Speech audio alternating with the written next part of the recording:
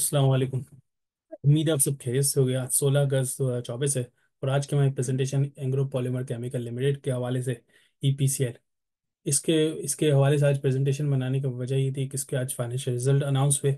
और इस पे मैंने कुछ टाइम पहले भी इस पे वीडियो बनाई थी और बताया था कि मैं क्यों समझता हूँ कि इसमें कंपनी में दम नहीं है और इन्वेस्ट नहीं करना चाहिए। तो उस पर क्विकली ओवरव्यू दूंगा। और इस पे मैंने डिटेल प्रेजेंटेशन पिछले इस साल के शुरू में बनाई थी, तो मैं नहीं समझता इस पे वापस बनानी चाहिए, क्योंकि ऐसा शेयर नहीं है जो इन्वेस्टेबल बिजनेस है फिलहाल।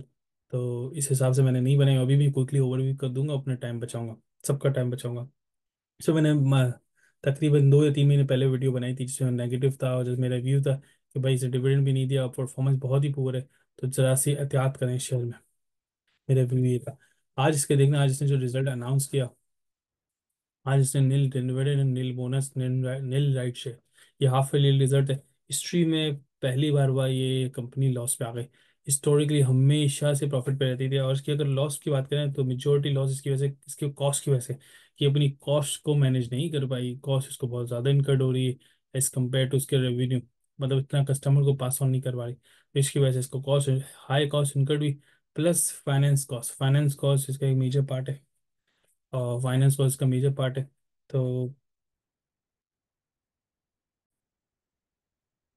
फाइनेंस कॉस्ट बेसिकली इसकी फाइनेंशियल्स का एक मेजर पार्ट है। और इसकी लास्ट ईयर में मैंने जब कंक्लूड किया था तो मैंने यही बताया था, यही जिक्र किया था कि इस कंपनी में इसके लोन्स इतने ज़्यादा है, तो और इसकी नेट एसेट्स कम है, नेट लाइबिलिटी के, करंट एसेट कम है करंट लाइबिलिटी का, जिसकी वजह से मुझे लगता है बड़ा एक मैसिव प्रॉब्लम हो सकता है।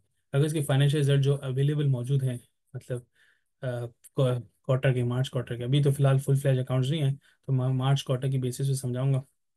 आप देख सकते हैं इसकी करंट लाइबिलिटीज 33 बिलियन है। और अगर इसके करंट सॉरी करंट, हाँ करंट लाइबिलिटी 33 अरब है, और करंट एसेट 31 है।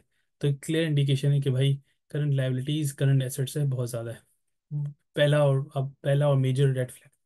दूसरी, जिस इसके अगर लोन्स देखें तो अच्छे खासे तकरीबन 22 अरब के लॉन्ग टर्म लोन बोरोइंग है। और शॉर्ट टर्म बोरोइंग भी कुछ इसी तरह से। तो मैं समझता हूँ जब इतने शॉर्ट टर्म या 10 अरब की, मतलब करंट, मतलब विद इन 12 मंथ्स को 10 अरब देने, विच इंडिकेट दैट कि इसको बहुत ज़्यादा लोन है।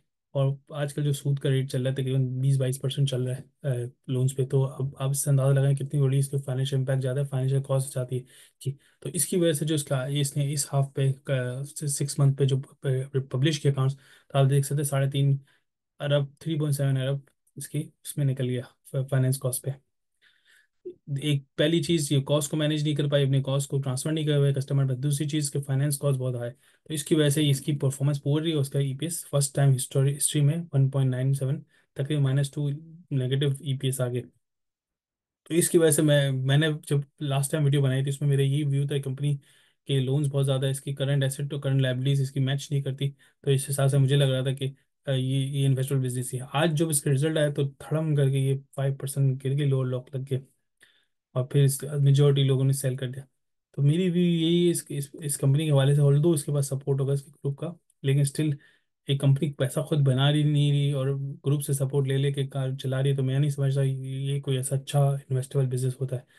With that said I suggest do not invest in this stock. Although short term में लोग उस पर कमाते हैं, इसकी वॉल्यूम बहुत ज़्यादा रहता है, लेकिन जब डॉजी तो नहीं बोलूंगा, डॉजी गलत अल्फाज है, लेकिन अगर कंपनी पैसा नहीं बना रही और कोई इसके पास प्लान नहीं है पैसा बनाने का, तो मैं समझता हूँ उसको फिलहाल उस पर इन्वेस्ट नहीं करना चाहिए। There are many options available in the market.